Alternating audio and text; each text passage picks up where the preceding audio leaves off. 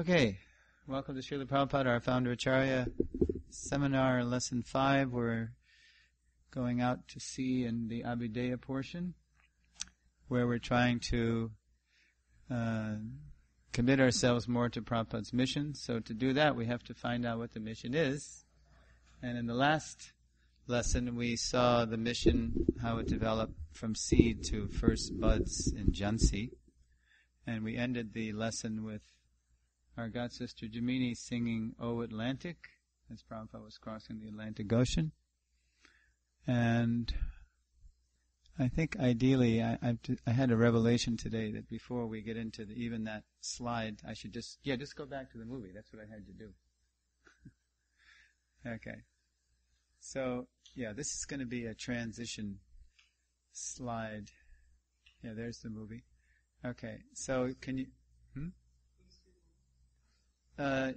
If you can go full screen and start it, but don't start it yet, because I want to explain things. Okay, yeah. I think if you right click, you'll be able to... Oh, no. You want to put the AC? Why don't you put the AC on? There's no perfect... Why don't we do AC? Why don't we just have windows closed and air conditioning? Because we're all different. We have different bodies and nobody's happy here. You're not happy, he's not happy. No, he said... No, the noise, he said. The noise. So before we start, what should we do? AC, windows closed? Or... I think that's probably going to be the best. But not high AC. Medium AC. Who remembers, did anything stick out in that from seed to buds lesson? When we focused on the history of ISKCON, actually, while ISKCON was in the womb, so to speak, right? Because Prabhupada's mission was just getting seeded and watered and sprouted. Anything strike you from that lesson? Gopal.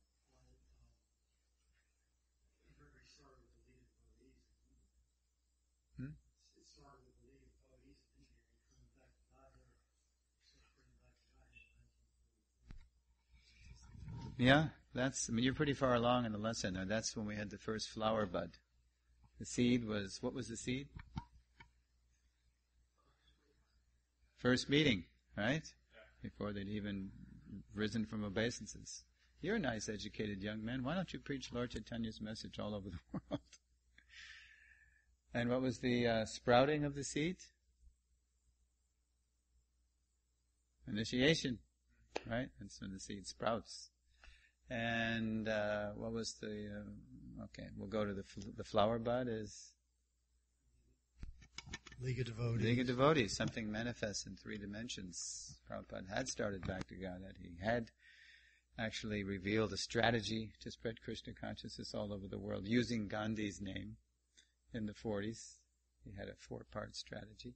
We're going to go into those parts now. It was just in sound vibration.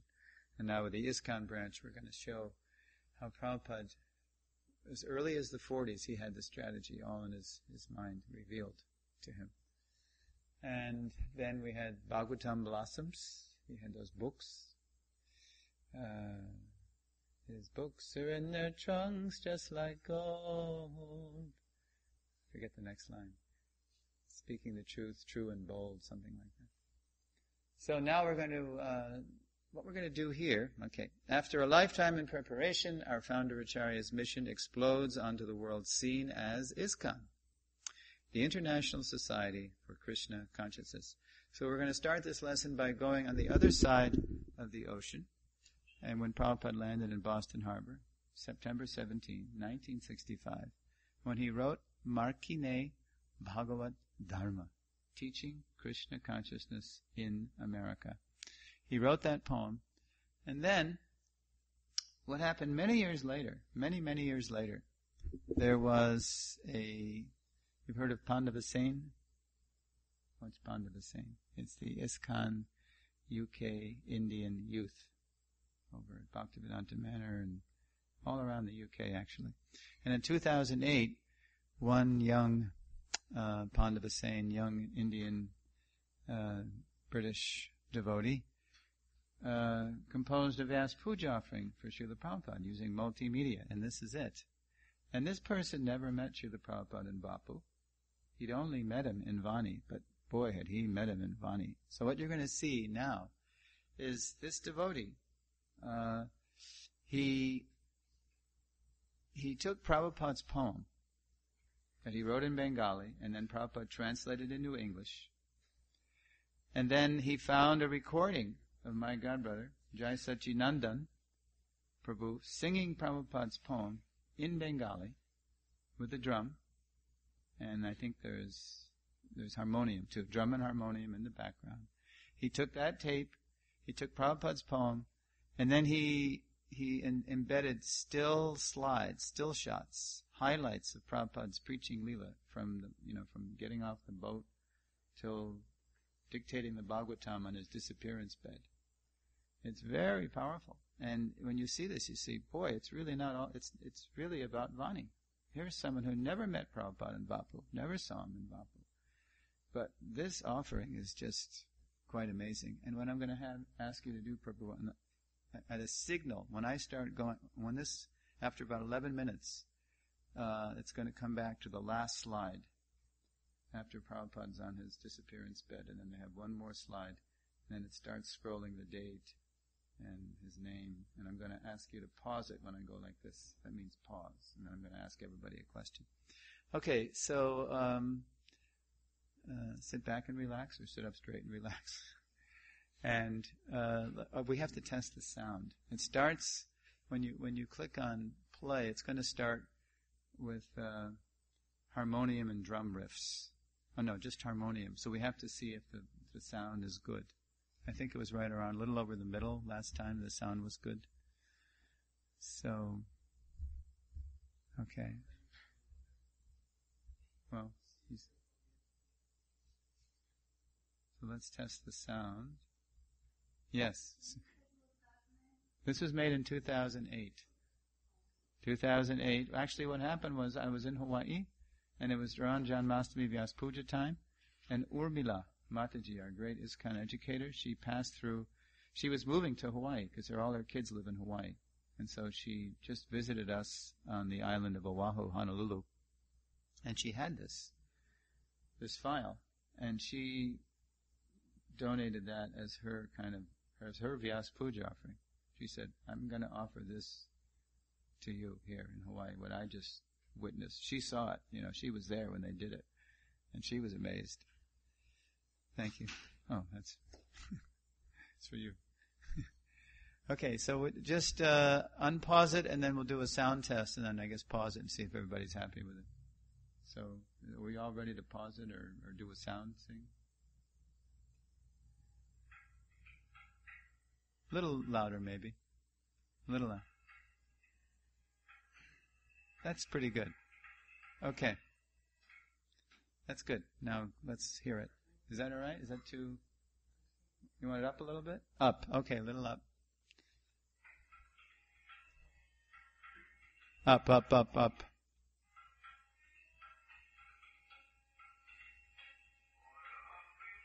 That's good.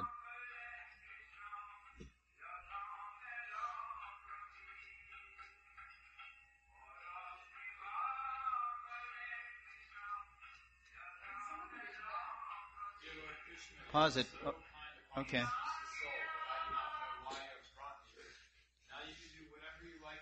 Okay, now let's... I think you can read it easier on different slides. Okay, you better come up then, because it's going to be awkward to No, I don't think we should. I think everybody should read it. But, yeah, be in a place where you can read it. Come on up. Sit on the bench. Yeah. Yeah, it's much better if you can... Okay, but you're going to get a stiff neck unless you... Anyway, go ahead.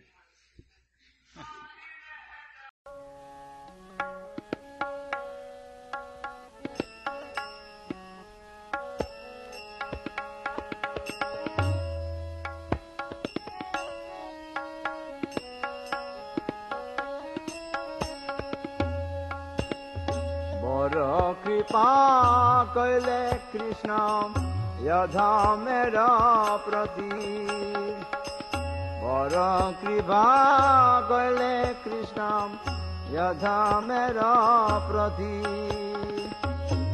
লাগিয়া নিলে হেতাম করবে গতি লাগিয়া নিলে হেতা করবে গতি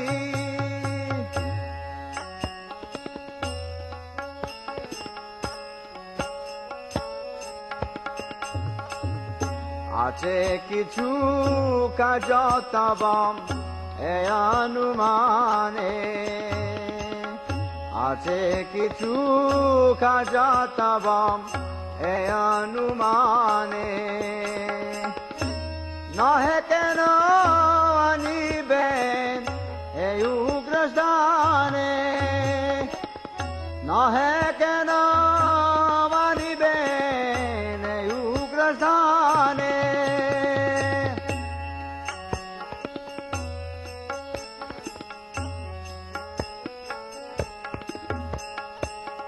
রজস্তম গুণেরা শোভাইয়াচন রজস্তম গুণেরা শোভাইয়াচন বাসুদেব তারুচি নহে সে প্রসন্ন বাসুদেব তারুচি নহে সে প্রসন্ন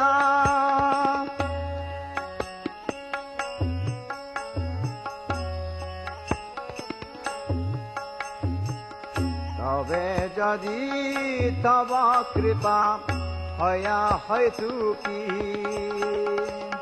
তবে যদি তব কৃপা হয়াতি কি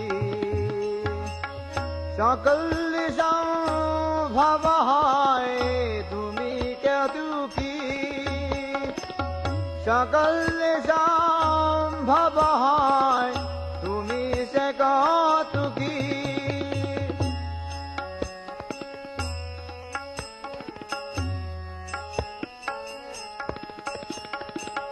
কিভাবে বুঝালে তারা বুঝে সে রস কিভাবে বুঝালে তারা বুঝে সে রস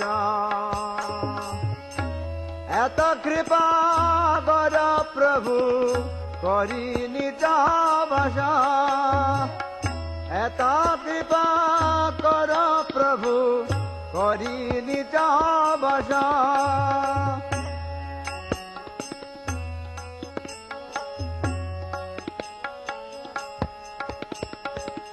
তোমার ইচ্ছা সব হই মায়াব তোমার ইচ্ছা সব হয় মায়াবশ তোমার ইচ্ছা নাশ মায়ার পরশ তোমার ইচ্ছা নাশ মায়ার পরশ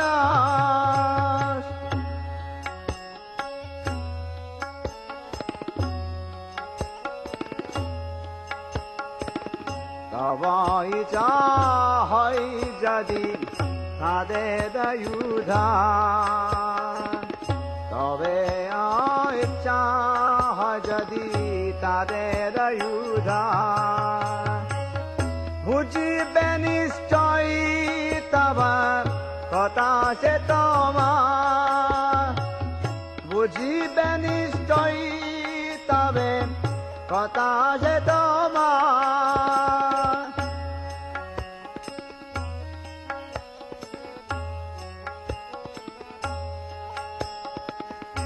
ভাগবতের কথা সে তবয় অবতার ভাগবতের কথা সে তবয় অবতার ধীর হইয়া শুনে যদে কানে বা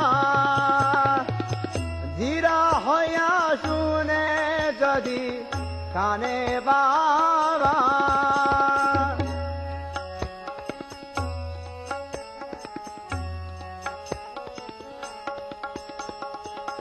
রজস্তম হতে তবে পাইবে নিষ্ঠা রজস্তম হতে তবে পাইবে নিষ্ঠা হৃদয়ের বজ্রস বুঝিবে তাহা হৃদয়ের বজ্রস বুঝিবে তাহা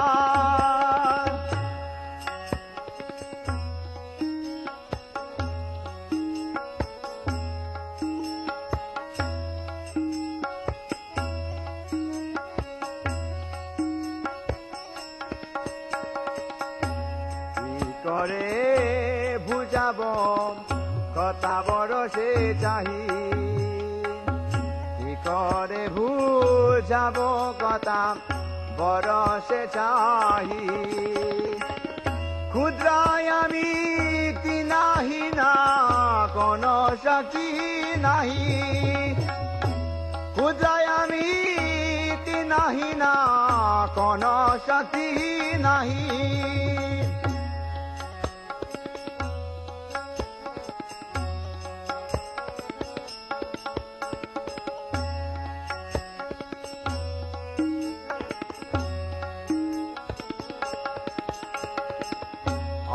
অতচয়ন চ প্রভু কথা বলিবারে অতচয়ন চ প্রভু কথা বলিবারে যে তোমারি চা প্রভু করবে ভারে যে তোমারি চা প্রভু করবে ভারে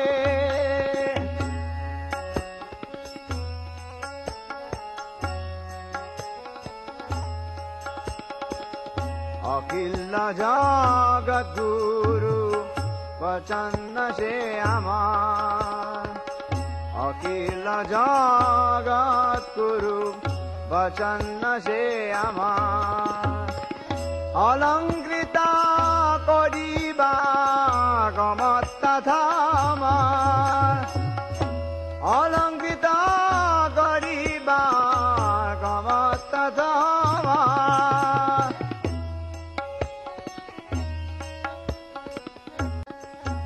তব কৃপা হলে মন কথা শুদ্ধ হবে তব কৃপা হলে মন কথা শুদ্ধ হবে শুনিয়া সবার শোকা ধুকা যে ঘুচিবে শুনিয়া সবার শোকা ধুকা যে ঘুচিবে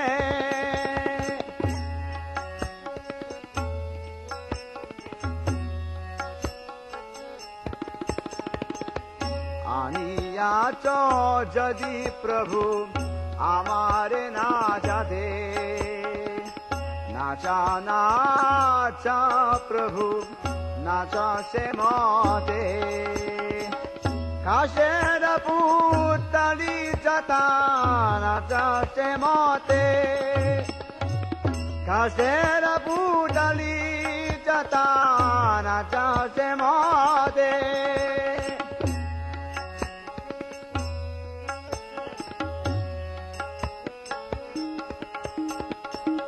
ভক্তি নাই বেদনায় নামে কুদার ভক্তি নাই বেদনায় নামে কুদার ভক্তি বেদান্ত নামে বেশতা কর ভক্তি বেদান্ত নামে বেশতা কর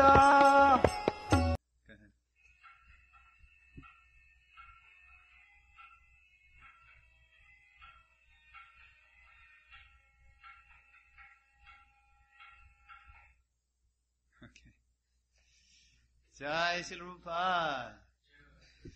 So look at Srila Prabhupada's face there, and maybe someone like to share what they see in Prabhupada's face. You can raise your hand. Concern. And there's another mic? Yeah. Okay. So, make sure they're on. The look of concern and compassion. Concern and compassion. Anyone else? Let's give her a mic. This is for the Hawaii Sangha too. Urgency. Urgency. Ah, yeah. Yes. Okay, Vaishnava Prabhu. I see it. Prabhupada is feeling the relationship with Krishna inside. He's deeply connected with Krishna. Wow. Very grave. Very grave. Yes. The graver, the better. Jai. Anyone else? So that was put together by someone who never met Prabhupada physically. But boy, has he met Prabhupada on the spiritual platform. And we all have that equal opportunity. Okay. That picture, I don't know. Have to go to the archives. Even when I had some people at the Alachua presentation. Ranjit Prabhu is an archives picture specialist, and he didn't know all the pictures. Here, you gotta. Oh, it's right there. Depending on when this picture was taken, it could also have the look that he's... Is it on? Yes, it's on. Okay. That he's kind of looking at what Krishna has allowed to happen through his efforts. He's just kind of like a little amazed, not a little, but a lot amazed at what has been accomplished. I'm simply amazed to hear what Krishna has written through me, to see what Krishna has done through me, So much. Tulsi Rani. I have a question. The picture of Srila Prabhupada standing in front of the Jaladuta, was that taken right when he got off the boat? No. Well, that was obviously put together later. Okay. Yeah, we have pictures of the Jaladuta. Okay, I was wondering about that. Okay. Yeah. That answers my question. Yeah. That would have been quite a shot, huh?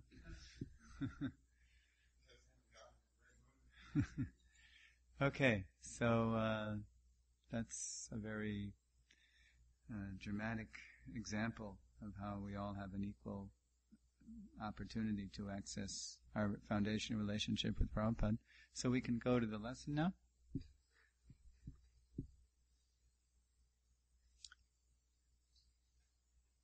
Yeah, there we go. There's the branch. So, matchless gifts. I know this is a rather nebulous image, but for me it's rich with symbolism. It's rich with meaning. First of all, I see in the doorway 26 for 26 Second Avenue. Is there any other significance for 26? Raise your hand if you can think of a 26 symbol. Meaning here.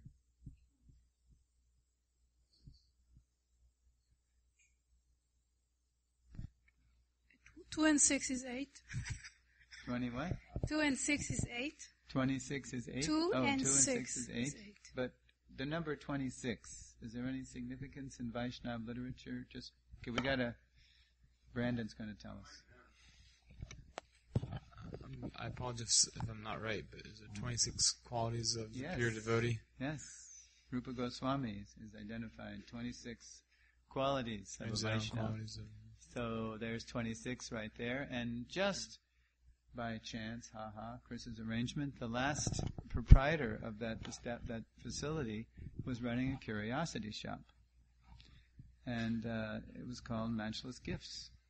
So there's the sign; it's still there. So when I see Matchless Gifts, I immediately think of the story of Sanatana Goswami and the touchstone. There was a person looking for somebody who could help him. And so Lord Shiva said to his worshipper, yes, you can go find Sanatan. He can give you something to help you. And so Sanatan said, oh, you need wealth? Well, here, just go around the back. I have this thing, and he found it in the rubbish heap. And so sure enough, it started turning everything he touched into gold. But then he thought, wait a minute, he was keeping it in the garbage. So he must have something better than that. So sure enough, he went back, and Sanatan said, oh, okay, now you're ready. You want the greatest thing? You really want the greatest thing?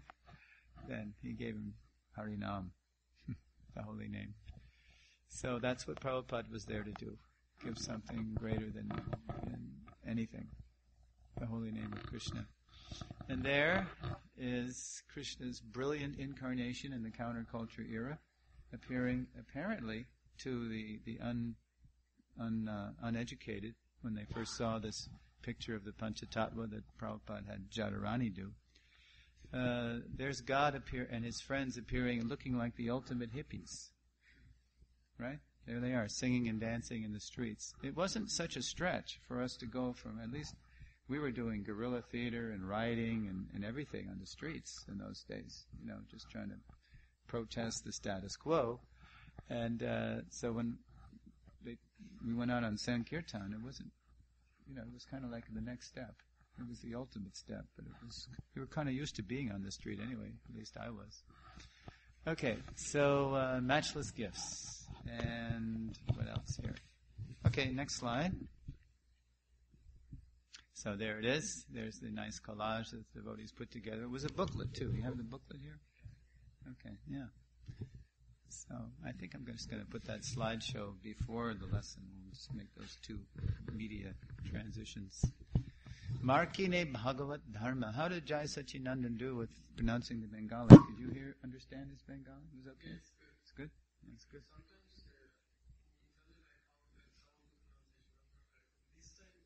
Yeah, he's good. Okay.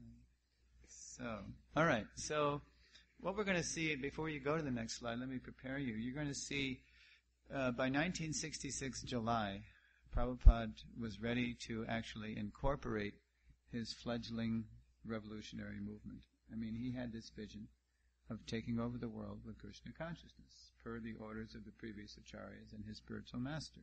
So as early as the spring, when he was still stuck in the Bowery, the bowels of New York City, the bowels of Kali Yuga, he was approaching people to draw up legal papers to start to incorporate ISKCON. So then, when he got his storefront on 26 2nd Avenue, one of the devotees had an acquaintance who was a sympathetic lawyer named Stephen Goldsmith, who was very fond of helping nonprofits, and especially spiritual nonprofits, get started. So he started attending Prabhupada's lectures on 26 2nd Avenue, and he helped Prabhupada draw up the necessary papers. So lo and behold, on July 13th, 1966, we have the purposes of Prabhupada's mission spelled out in black and white. And when we see them, you'll see actually that they're really just a continuation of what he already articulated in Jhansi 13 years earlier. In Jhansi, he had his League of Devotees prospectus. He came out, he told everybody what the League's about, he invited people to participate, invest in the movement. And it was this is a distillation now. He'd further churned it and boiled it down. So what comes out in July 66 is the League of Devotees, or is ISKCON's purposes. Yes. You got it. July 13th, 1966. Goldsmith, Stephen Goldsmith. Right. Okay. Next slide. Oh, you got to use this mic. Okay. We are on the air. How many devotees at the time were there? On July 13th, not a whole lot. There was Raymond Murray. Nobody was initiated yet. The first initiation was Janmashtami the next month, August. So we're talking, Brahmananda, Gargamuni, Bruce Scharf, Greg Scharf, Raymond Murray, Stephen Guarino, Wally Sheff, or what's his name? I forget. Wally Sheff or something. Keith Ham. There's just a handful. But they're serious. So how many, I don't know if you can say, serious devotees were there at the time? Maybe 10. Okay. Yeah. Okay. Yes. Here. This is July now. This isn't even the next month. This is July 13th. I think Mukunda Maharaj describes this in his book as they didn't actually feel very serious yet. Okay, I was asking yeah. them to do this, and I was like, oh, okay. No Yeah, big deal. well, it's a relative they weren't term. feeling committed. It's a relative term, but it's the most serious that Swamiji has ever had. I mean, serious means they're really fascinated by Srila Prabhupada, and they really appreciate him. So sure, in terms of what we think is serious and sincere, it's nowhere near that. But they're genuinely interested in the Swami, and they have nothing else to do, better to do. I mean, actually, two of them do have jobs, or three. Rupanuga had a job. Robert Corrins and Stephen Guarino, and who was the other one? Oh, and Bruce Scharf. One teacher, one social worker, one another social worker. So, but they were regulars. I guess that's what makes it serious. Like Mother Vishaka once told me, I asked her, I said, Mother Vishaka, do you know when a deity is actually installed? And she said, well, Srila Prabhupada said a deity is actually installed when the puja is regular. When the puja is regular, then Krishna is pleased to come. That's the essence of installation. When it's not whimsical or casual, or whenever I feel like it, but when the puja is regular, when there's a dedication to that point. Okay, we better go on. So let's look at the purposes. ISKCON 7 purposes. There is Srila Prabhupada famously posing in the courtyard between 22nd Avenue, the storefront, and his apartment in the back. There's a courtyard, and there's a bird bath.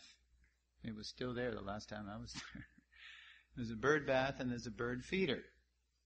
And Srila Prabhupada posed there. It's just a little, courtyard surrounded by the walls of buildings. And now, you have a question? No? Okay. And now we're going to look at the purposes. Go ahead. One by one, Jainitai. And no, just keep it up at A.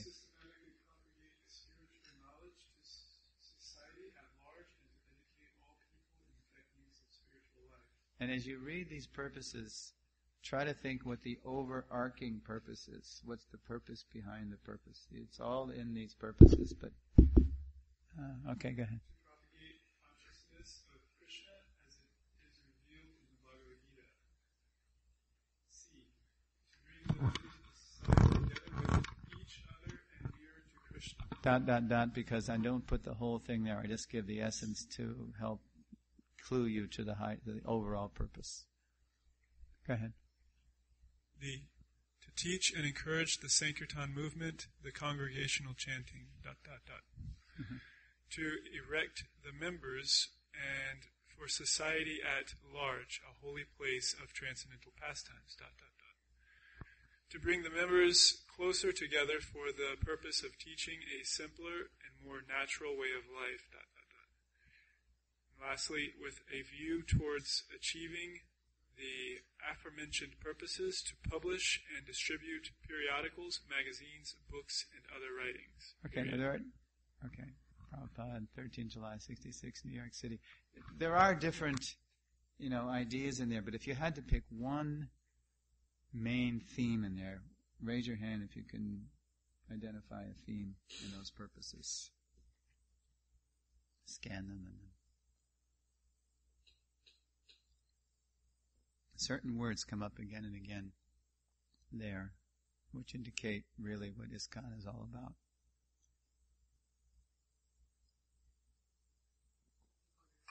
Raise your hand. Oh, okay. Kalyan. I see the word propagate several times. Propagate? Okay, that's good. But it's not, I think there's one thing that's even more prominent. I get the idea that it is about spreading the consciousness in every town and village. That's like propagate. Yeah, that's true. So maybe I shouldn't say that. Maybe it's just me. But it's all of that. That's true. That's definitely the mood of Lord Chaitanya, to spread, to increase. I see it referencing society a lot, everything with bringing it towards towards society. Yeah, again, outreach. For the greater good of society. Yeah. Okay. Krishna How? consciousness. What is he doing? Vaishnav. To propagate, organize and propagate more. Let's propagate. Okay, what I see in there overall is educate, teach, educate, enlighten, raise people's consciousness. You see that directly or indirectly, implicitly or explicitly in all of them. It's basically, this is an educational mission, educational movement, starting with ourselves. Okay, but that's at least as much true what you all said, the idea of reaching out, propagating, expanding. It's not just for ourselves. Like Lord Chaitanya said, the more you distribute, the more the supply increases. And I have so many fruits of love of God here on this tree of love of God, so please help me distribute. And the more you give them away, the more you receive. Okay, so those are the 7 purposes. Now, before we go to the next slide, you might recall from the last lesson that way back in the 40s, and then articulated also in the 50s, Srila Prabhupada had a strategy. I mentioned this. He had a strategy, especially after Gandhi was assassinated. Prabhupada started articulating his strategy. So this was actually excavated is the word, I guess, or articulated by Bhakti Raghava Swami, our Varnashram minister, who, using Prabhupada's own words, he went to Prabhupada's early writings, and he identified what Prabhupada used the word waves, and sometimes they use the word movements, and what he means is phases. Phases of introducing Krishna consciousness all over the world. And he specifically said this to the Deputy Prime Minister of India in 1949, Dr. Patel. In a letter he wrote him, he introduced the whole strategy for using Gandhi. Said, now we're going to show the world really what Gandhi wanted to teach. Actually, he was just using Gandhi, because Gandhi was half politician, half saint. He was sort of on the fence. And it eventually got to him. It got the better of him. He was shot. So, Prabhupada took the opportunity of Gandhi's passing to try to really expand Krishna consciousness. Again, nobody in India was interested. Even if they were polite to Prabhupada, they didn't really want any part of it. They wanted to go whole hog into industrial economic development under Nehru, basically. So in 49, in this letter, and in 56, when Prabhupada was writing BTG and distributing it in Delhi all alone after he left his family, he especially articulated this strategy, the strategy that he expressed privately to Dr. Patel, the Deputy PM of India. He actually articulated, spelled out even more in over a couple of issues, I think May and June, 56. So let's go to the first phase of the strategy. His 4-phase strategy for ISKCON. Okay, next click.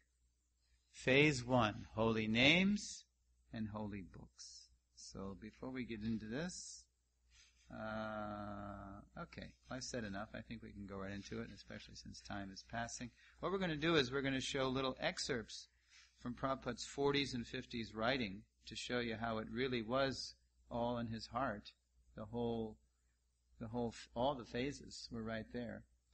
And then we're going to show how Prabhupada applied those phases in ISKCON's history while he was with us, just for 12 brief years. Actually, just 11 since ISKCON started in 66.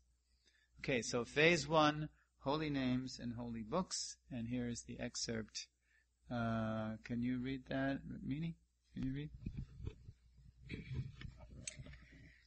Leaders and politicians may take lessons from the life of Mahatma Gandhi, who was undoubtedly a great and busy politician in respect of his daily evening prayer meeting and regular recitation of Bhagavad Gita.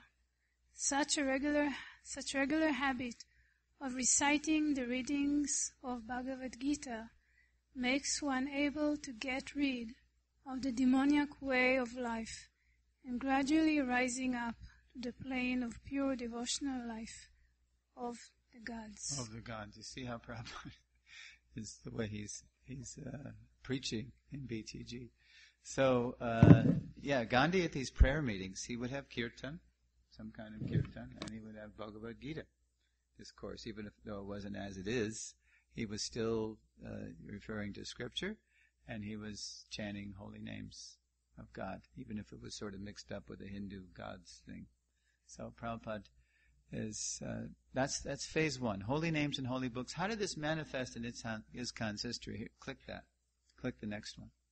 Well, first of all, Srila Prabhupada, when he was at the storefront on 26 2nd Avenue, you would see in the window Bhagavad Gita classes, Monday, Wednesday, Friday evening, 7 p.m.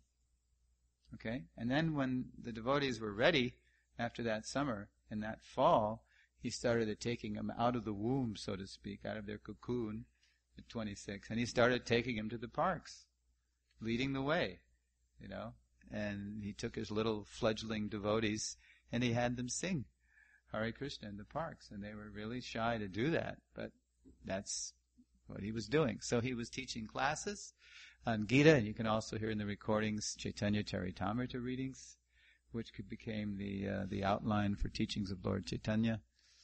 And he was chanting Hare Krishna, both in the storefront and in Washington Square Park and in Tompkins Square Park. Okay, so that's how things generally did start in ISKCON all over the world, in these holy names and holy books. You'll see overlap in these phases, and you'll see it didn't always happen that way.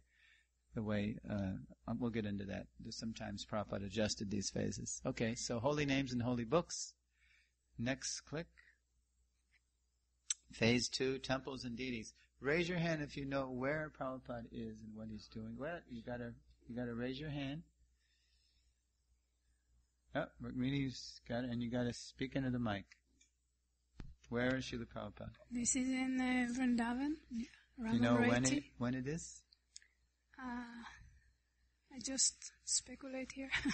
71. 75. Ram Nomi. What's he doing? He's installing. This is the inaugural arti for Sri. Who is it? It's Krishna Balaram. Krishna Balaram. Yeah. He's doing the inaugural arti on Ram Nomi, April 1975. Krishna Balaram. So wonderful. So if that's phase 2, once you've introduced the holy books and you get people to chant, and then you can introduce some deity worship. So let's see, how about Vaishnav? You read this, Prabhu, you click, and here's another BTG excerpt.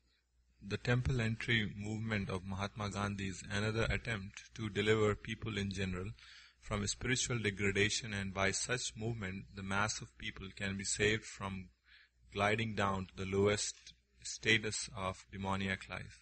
1956 BTG. Okay, now there's one more. Go ahead. Yeah.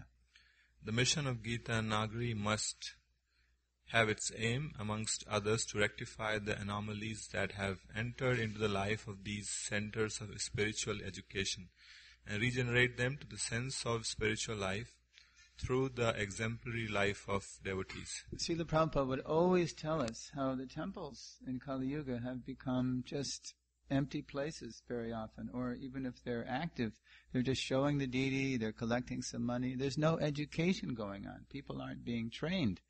Mahatma Gandhi's sentimental idea was that people should be just stamped.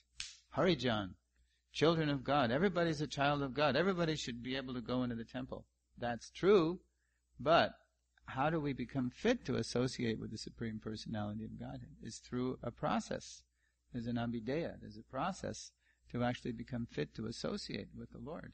So that's training. It requires training under the direction of pure devotees. So Prabhupada took Gandhi's sentimental idea, because the caste Brahmins were keeping, the bungis, the chamars, the sweepers, the cleaners out. So Gandhi said, no, let them all in. They're all children of God. Okay, but let's really qualify them so they can come closer to the Lord and not just stamp them and have some sentimental show there. So Prabhupada's idea with introducing temples and deities is to make them very vital educational centers, spiritual training centers. And how did that manifest in ISKCON's history? So click on the next. Okay, his ISKCON application. So there was no money in the beginning. So both in New York City and in San Francisco, in the Haight-Ashbury, and in London, the first temples were what? Wherever the rent was cheap. Storefronts in not so nice sections of town. When I joined in 1970, the temple was a former funeral parlor in the Allston section of Boston. And it was like 3 flights of stairs, and the place was filled with ghosts, former funeral parlor. And it was about 50 devotees. It was actually the biggest temple in the movement at the time. It was before LA had really taken off. All the press, the art department were there. So it was a real rundown place. But because it was so full of life because of Prabhupada's mission, everybody was just focused on it. So we were all out in the streets distributing books, ecstatic kirtans. But physically it was, it was not so appealing. Boston, 1970. Okay. All right, so renting storefronts. And then as the movement grew and developed and it got support and the devotees learned how to distribute books and started businesses, we started buying churches, a la L.A., 1970. That's also the same summer I joined. They got this big Methodist church, which is still the temple. And in Toronto, they're celebrating the 40th anniversary of Kshira Gopinath at New Raimuna, Toronto, and that was a former Catholic church. Very nice facility on Avenue Road and Yonge Street. So the devotees started buying up churches. And then in Europe, look, they started getting castles. Like in France, they got a castle. In Germany, they got a castle, the Schloss and the Chateau. And then devotees started, building their own temples. Like that. Like in Utah, Charu and Vaibhavi, they built this amazing Vedic temple in the heart of Mormon country. So... okay, and then what were the first deities? Well, before I came to Krishna House, I was living in Prabhupada's quarters in Honolulu. His darshan room, very nice darshan room, full of artifacts from 60s and 70s of Prabhupada being there.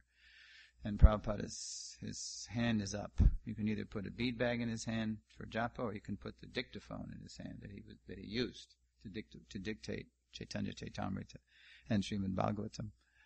And then right off that room, there's a little room he used to use as a dressing room. And that's where I lived when I was in Honolulu. But right above Prabhupada's murti, either chanting japa or dictating the scripture, there's this big painting.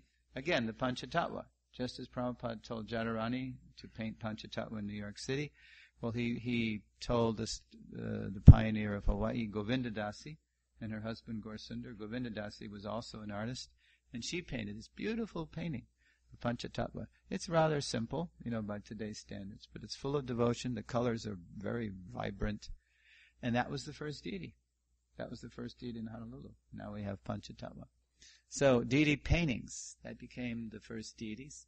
And then Prabhupada began to import the deities. When he went back to India, he took the devotees with him. Especially he would go to Jaipur. And out of Jaipur came Radha Govinda, and other, I think Radha Damodar, other deities around, Radha Gokulananda and at the manor. So, and then devotees started making deities. Like in Los Angeles at the Fate Studios and in New Vrindavan, they had a deity studio. So, that's phase 2, temples and deities. Okay, click. Phase 3. Now here's where it differs a little bit. Prabhupada called it initiation and congregation. So right in the beginning at 26 2nd Avenue, Prabhupada started initiating people right away. He articulated this in the late 40s and 50s. And then when he got to New York, not until he was 70 years old, then he was really in emergency mode. He always said right from the beginning, I'm an old man, I don't know how much longer I have. Please take to Krishna consciousness and please spread it, before we even knew what he was talking about practically. So initiation, congregation. Here's how he articulated this. Go ahead, click. To this letter to Dr. Patel. So, Tulsi Rani, is it too far away? Okay. This is a good example of how Prabhupada's preaching to this very highly placed government servant. The third item is to take up the Harijan movement. This movement is in the real sense a spiritual initiation movement, and this should be organized in such a manner that people all over the world may take interest in it. The Mahajan is a word which is applicable to a person who is ordinarily engaged in service of materialistic pursuits, whereas the Harijan is the person whose main business is to attain perfection of human life, as Mahatma Gandhi did by spiritualistic realization. 1949 letter excerpt to Indian Deputy PM Dr. Patel. Right. So, Harijan means child of God, and Mayajan means child of Maya. So Prabhupada is saying, let's really turn these people into children of God by purifying them, by engaging in the process of bhakti. So now the way, for example, congregations developed in India and America were totally different. When Prabhupada brought his first disciples back to India, after India was not interested, and then his strategy was to bring the Americans, back to India. So, because they're used to, everybody wants to copy America. Okay, well, copy these Americans. They're chanting Hare Krishna. They're becoming Vaishnavas. And it worked. But right in the beginning, what happened was that strategy that Prabhupada used in America of sending people out on the streets and chanting Hare Krishna, it kind of backfired. Not backfired, but it wasn't taken so well. In a place like Surat, for example, in Gujarat, it was received well. They received the devotees like kings and queens and saints, and it's legendary how they were received there. But in Bombay, in Delhi, in Calcutta, the newspapers blasted them. They said, these are hippies. These are just sporadic faddists. That was one phrase that came out. And so Prabhupada could see right away that his devotees, his dancing white elephants, as he called us, were being misunderstood, and he immediately called them together and he said, okay, we're going to start right away. What we're going to do is, in India, we can start life membership right away. Because right beneath the surface of the Indian psyche is Krishna consciousness. Even though they say they want to, be modern and be Western and be industrial, they have a sentiment for Krishna.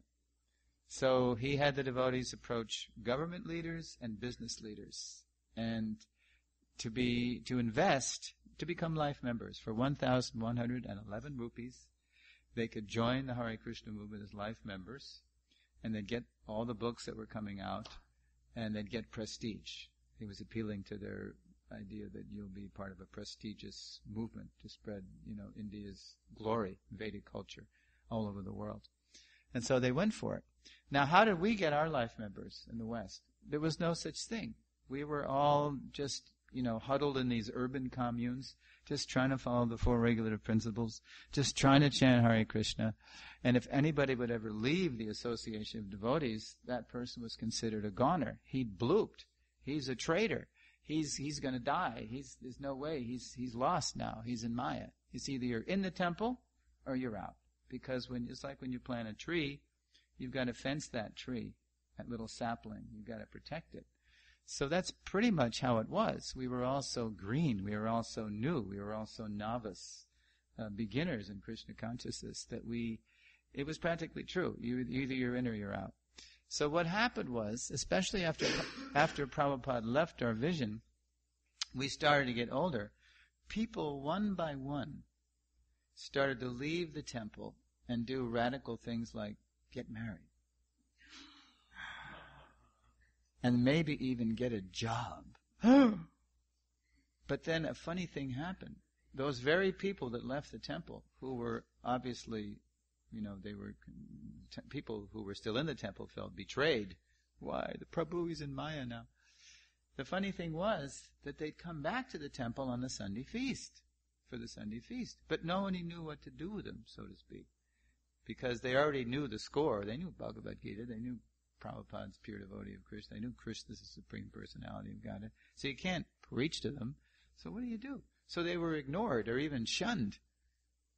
And this went on for quite a while. And it played out in different congregations in different ways, but it gradually started to dawn on the devotees, as these people weren't going away, that, hey, you know what? These are our people. They're our congregation.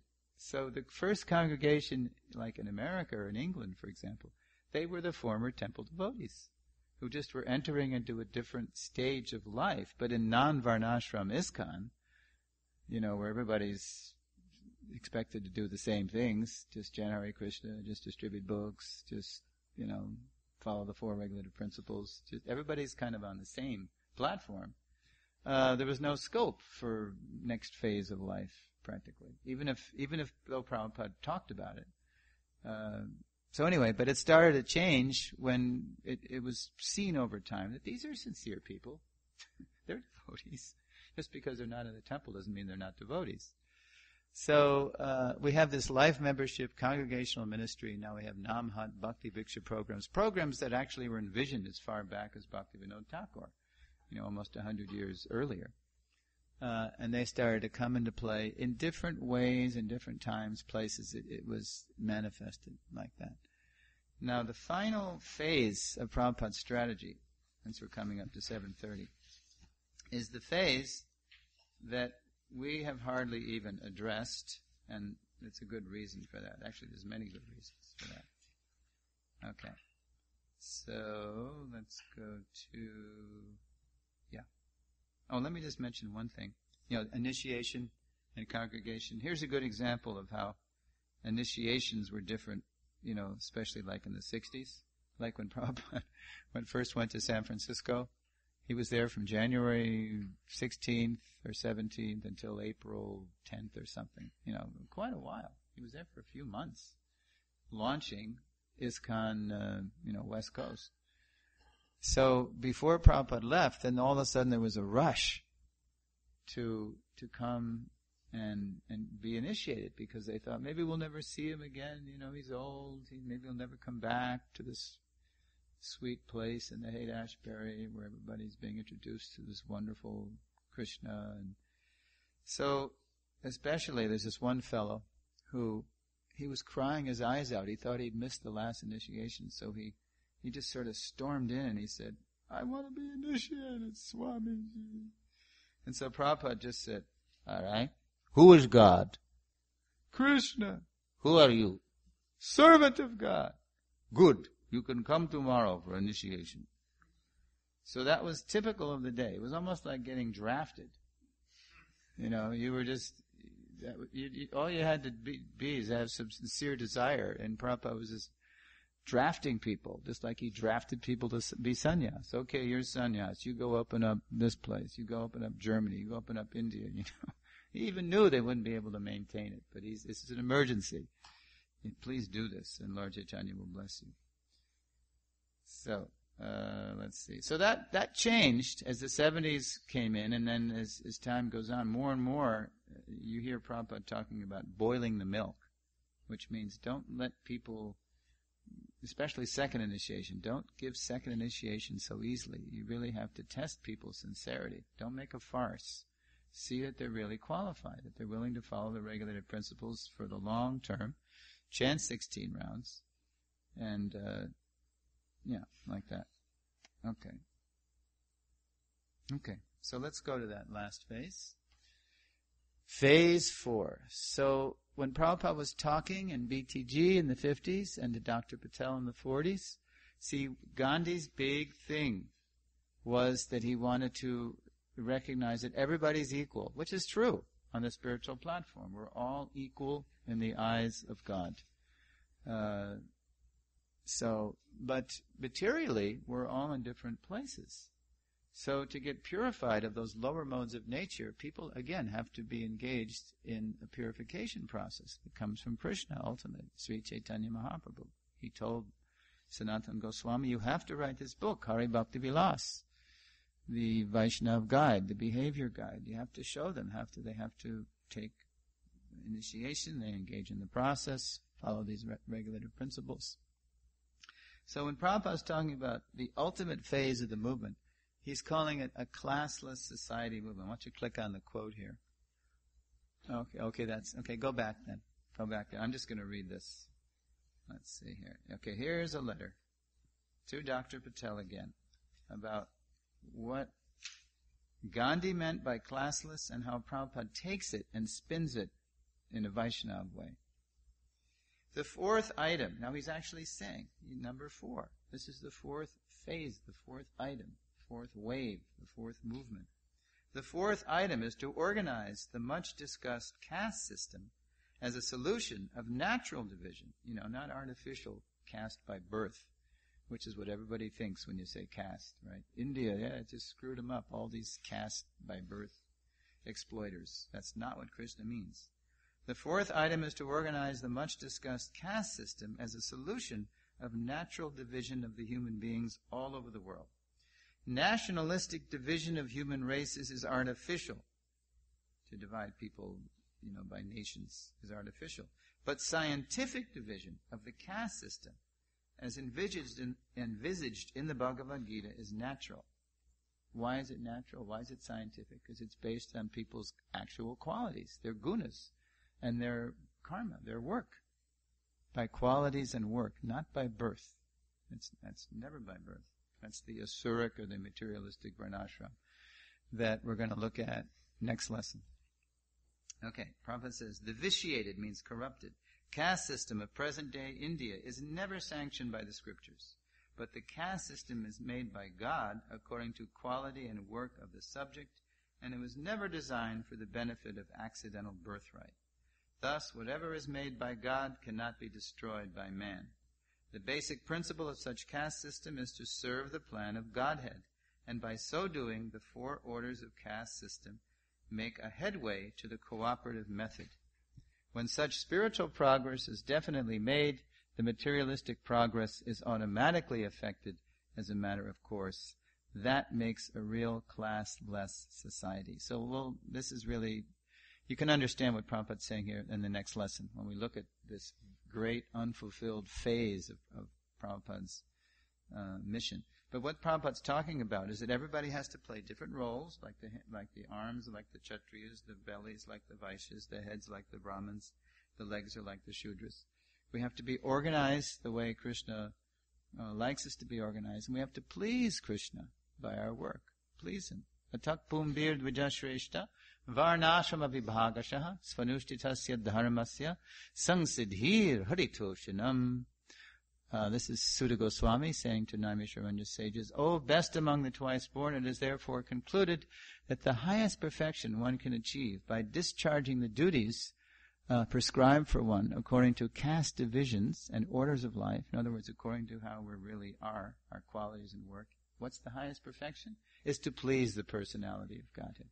It's not to lord it over people. It's not to falsely claim some prestige. It's not to be a upwardly mobile whatever. It's to please God.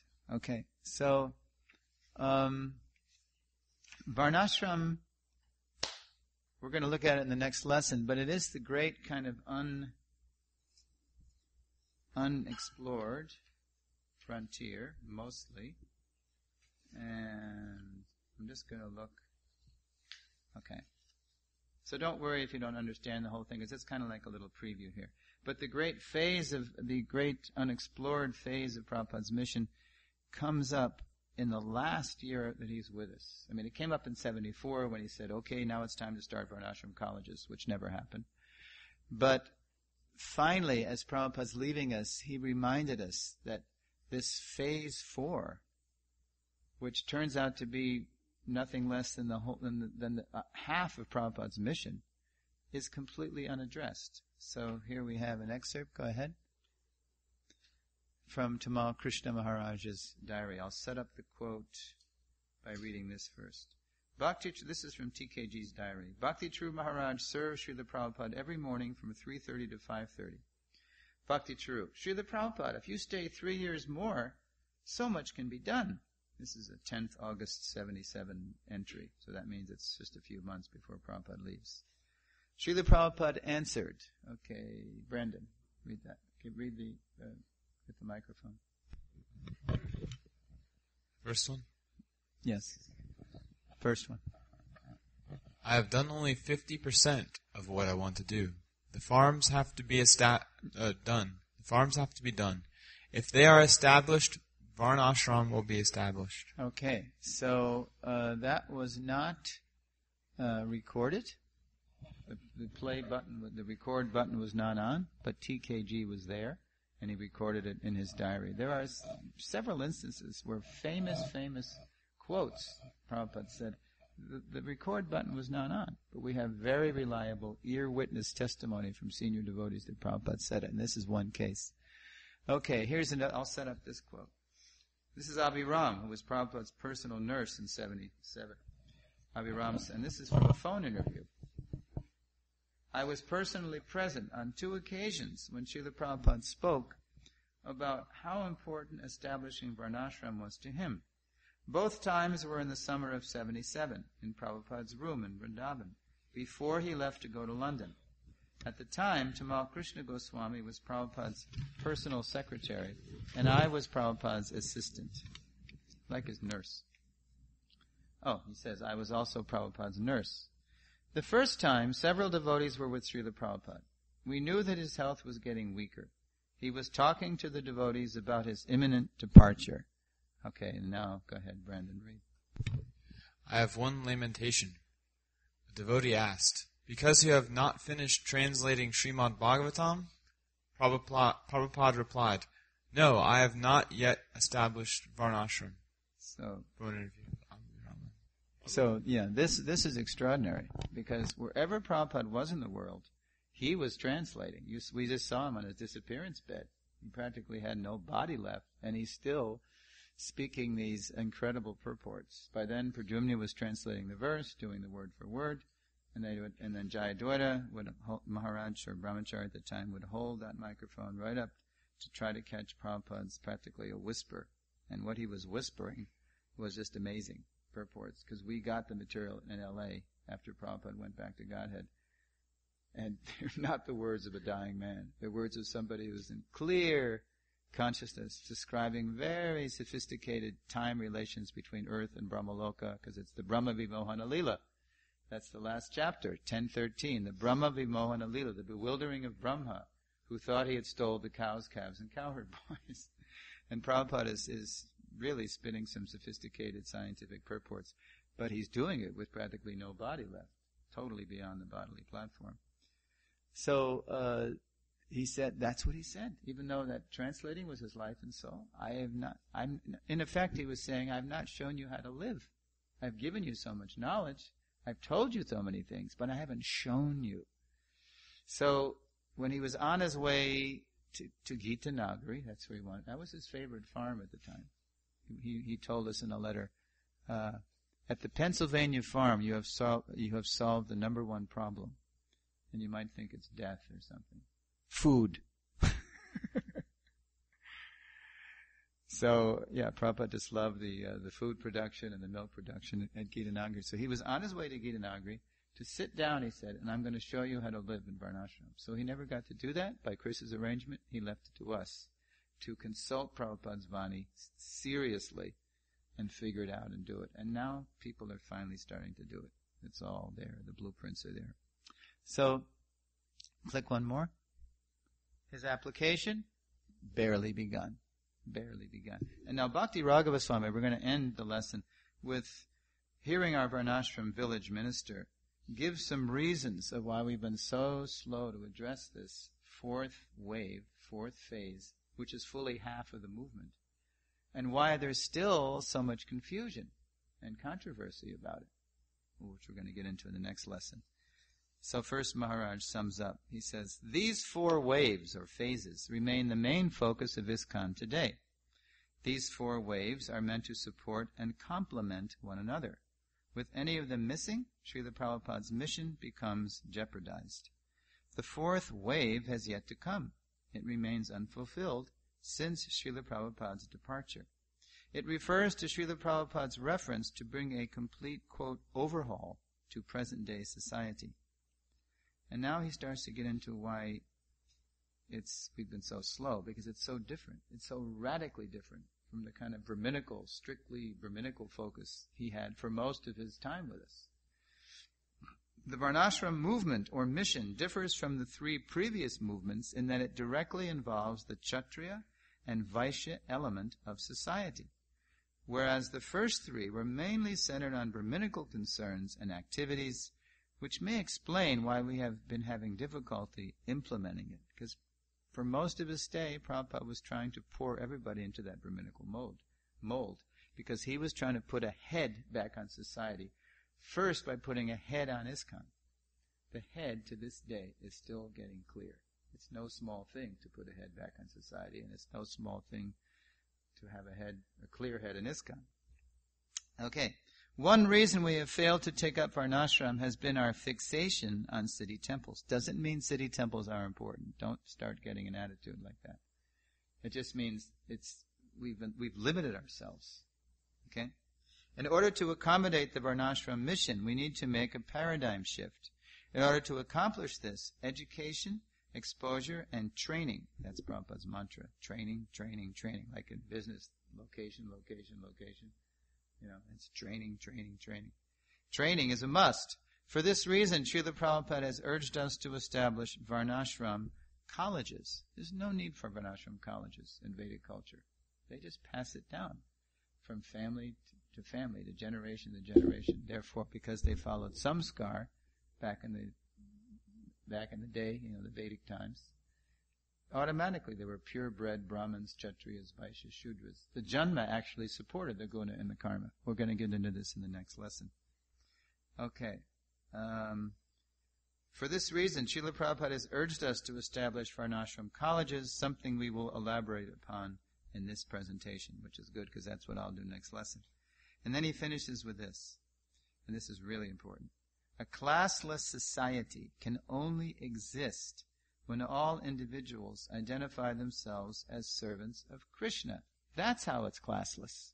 Spiritually classless. Spiritually equal. As servants of Krishna. While, at the same time, accepting roles within Varnashram as like a drama or a play. All the world's a stage, and all the men and women on it are its players. Shakespeare got it right, but he didn't take it to the perfectional point, because he didn't know we were not the body. Remember? This above all to thine own self be true. Oh, we didn't get there yet. Okay, we're going to go into Shakespeare and Socrates a little later, and then at the seminar, I forget where which lesson I'm teaching to whom, Okay, so let me just recap, and then we'll take questions. It's not quite 8 yet. Summary.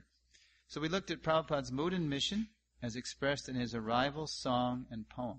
You really got a sense of Prabhupada's mood, right, from that poem. He's feeling helpless. There he is in Boston. When he wrote that poem? That Jaladuta that pulled in a dock at 5:30 a.m., September 17th, 1965. Prabhupada just took a look at the Boston skyline and wrote that poem. There he was, face to face with Kali's kingdom. And he felt totally helpless. But then he had full faith in Krishna. So you hear, you can do it, make me dance, work through me, make me dance, You can do it, I know you can do it. As soon as they hear the Bhagavatam, their hearts will be melted. Okay. So we looked at Prabhupada's mood and mission as expressed in the arrival song and poem. We looked at ISKCON's 7 purposes as expressed in his incorporation document, which was education, and I think I'm going to add this. Thank you very much for that. Education and outreach, we could say propagation. Education and propagation. Not just private education, but education and spreading it all over. Okay. And we looked at our Founder-Acharya's 4-phase strategy for ISKCON, as expressed in his pre-USA writings and as applied in ISKCON during his time with us. So, for the transition to the next lesson, with a better understanding of the conception and unfolding of our Founder-Acharya's ISKCON mission, we are now ready to take a closer look at its unfulfilled second half. The practical manifestation of the Bhagavatam's revolutionary message, the proliferation of thriving, worldwide, Daiva Varnashram spiritual communities dedicated to serving the Supreme Personality of Godhead, the Krishna-conscious alternative to self-destructive modern civilization. People will take us seriously when we can show them a better way to live. And places like Krishna House are right in the epicenter of the strategy. Temples, training centers, restaurants, reading rooms, Varnashram colleges. We have little seedlings of that, like at Radhadesh, maybe, or in places in India. Varnashram colleges, finally, the community based on this. Okay, so that's the lesson, and that's the transition we're going to look at. The next lesson is called Varnashram, Clearing the Confusion. You'll see why it's been confusing. Jani Thai Prabhu. It would be attractive to just lure everybody in and throw them in a van and send them out and do books. We got to do a little bit more than that. Books are the what? What did Prabhupada say? Did he say they were everything? No. They're the basis. And the basis is always the basis. You never remove the basis, just like you never remove the foundation. Like you never remove the Founder-Acarya. As soon as you block people's relationship with the Founder-Acarya, you got problems. And we've seen whole yatras slide off into the abyss because of that. So books will always be the basis. Education. Uncovering people's chit potency, their knowledge potency, making them aware of Krishna, of the pure devotee, of so many mentors they can get in our ISKCON Sangha to join the Parampara. Everybody should be trained. There's basic training. So the temples are actually meant for basic training. Just like in terms of educational systems, Gurukula is meant, Prabhupada said, 5 to 10 years. And as soon as people get past 10, then Prabhupada said their real tendencies, really start coming out. And then they should go to the Varnashram college after the age of 10. Not that, until the age of 18 everybody's educated in the same way. So, training centers, Varnashram colleges. Once do they still use the word in ISKCON, bloop? They still use that? Okay. It came from 1966. Prabhupada said it means the sound that a soul makes when he falls in the material ocean. Bloop. So, it was ironic because after Prabhupada left, as he predicted, there was chaos in ISKCON for many years. We're still in recovery from it. We're still getting, back on our feet. And it's not so, when people join in those, especially the 1980s, where it was really the darkest darkness. When people joined in those times, and if they leave us, our association, it's not so much that they blooped, but they just outgrew it because we were stunted, because we had so disconnected ourselves from our Founder-Acarya and what he wanted us to develop, keep developing, that people got bored. Older devotees got bored. What to speak of new people? And that's half the reason people because when Prabhupada was with us, it was always fresh, it was always dynamic, it was always something new. And then Prabhupada, toward the end, dropped the greatest challenge on our laps. It's not just distribute the books. Now you got to show people a better way to live. You got to build a whole new world. We have to have our own educational system, social system, economic system. How many devotees have to suffer because they have to work with non-devotees? Not by their choice. So, books are the basis. And in basic training, everyone should get it. Just like it's reflected even, with the Mormon people or the Jehovah's Witnesses. They oblige their people to go out and witness. Or, like the Mormon, it used to be 2 years the Mormon kids were out there. Now it's only 1. The elders go around with their ties and their white shirts. Yeah. They visit us in Gita Nagari too. But everybody should have that basic training where you get exposed to all aspects, whether it's cooking or mridanga or, shastra, or all the different aspects of it. And then when the tendency is really manifest in a person, then whoever is that person's shiksha gurus, or maybe he's taken initiation, they should know where, how to engage that person. And there should be Varnashram colleges for further training of all the Varnas and all the ashrams and how they interrelate, how they're interdependent. So there's not, attitudes about other Varnas and other ashrams. We need each other. They're all necessary. So it's the basis. Books are the basis. Tulsi Rani with a mic. Yeah, but we need you for the listening audience. Come on. Third phase, initiation, congregation. And as I explained, it didn't happen in that sequence. Right away, Prabhupada was initiating, because he wanted to get people committed. That's a rite of passage, and there wasn't time to delay that. But and life membership was right away in India, because it's a different country, according to time, country, candidate. So the sequence is adjusted according to those things: time, country, candidate, time, place, and circumstance. So I actually had another question related with that. Okay. When you were talking about the congregation, how it first started, and that people were just kind of ignoring and shunning the people that had taken to the Grihastha ashram, did Prabhupada see that happening and step in? Because you mentioned that they figured it out, that they shouldn't be doing that. But did Prabhupada just not see that was happening because he was somewhere else in the world, or? Prabhupada wasn't even here. This happened after Prabhupada left. Oh, okay. Yeah. It was really the 80s. I mean, when Prabhupada was with us, Prabhupada placed us on these Paramahamsa pedestals. You're all pure devotees. For most of it, you don't need Varnashram. Right up to 74. You don't need Varnashram. Just chant Hare Krishna, just distribute books, just have festivals. It's like one big party, and it's like we're in the spiritual world.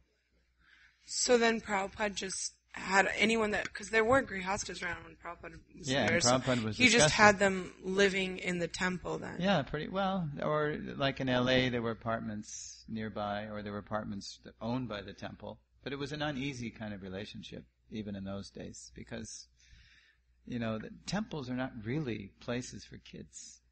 Even though in LA it was a little different because it was a neighborhood, and they did have their own apartments. So it was a little better. But it's just natural when you're a householder to hold a house. So, this was all pretty much after Prabhupada left us. We were all kind of, even if there were brahmacharis and grihastas, we were still kind of following the same lifestyle, following Prabhupada's lead of the emergency mood, of the preaching mood. And it's not that we're not supposed to be in a vital mood now. As Hridayananda Maharaj, if you saw that video that I made available, he's saying in the early days we were enthusiastic, but we were immature. Therefore we turned a lot of people off, we offended people, but we were enthusiastic. And then we became mature dull, he said. Or mature, dull, and there was another word he used. Did you see that video? It was really funny. Mature, he said to the point where we had a phenomenon when we were mature dull of parents having been through the Hare Krishna explosion in the 60s and the 70s.